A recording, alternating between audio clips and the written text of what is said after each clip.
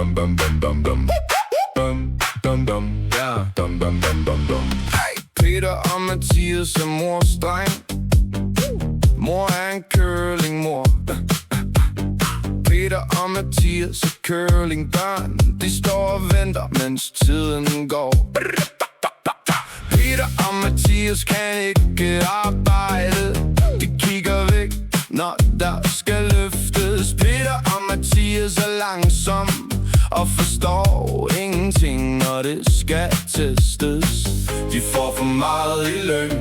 Det er nemt at se, når der skal handles nu. Så går de begge to i stå. Blop og Peter, hey! Blop og Peter, hey! Peter og Mathias, nej, de falder af igen. Blop og Peter, hey! Blop og Peter, hey! Mors dreng hele vejen, det siger alt om dem. Dum, dum, dum, dum, dum, dum, dum. Peter og Mathias glemmer alt, når de skal sætte teltet op. En gløgg i hånden, blikket tomt, og snoren ender helt i kluder. Peter og Mathias sover, når vi kører bil bag i sædet, helt væk, som om vejen bare er en film. Mathias kaldenavn er Blop, og Peter er bare Peter. Det er sådan vi kender dem, når de ikke kan holde styr på noget som helst. De får for meget i løn. Det er nemt at se, når der skal handles nu.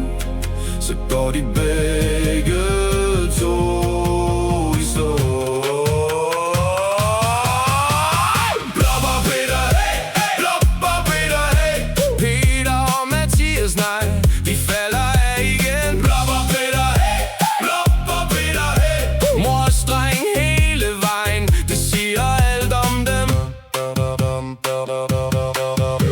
Når teltdugen skal op, og hænderne skal frem, står de stille i græsset, som om verden venter på dem. Men vi andre tager fat, vi skubber, vi får lige gjort det lort stort med et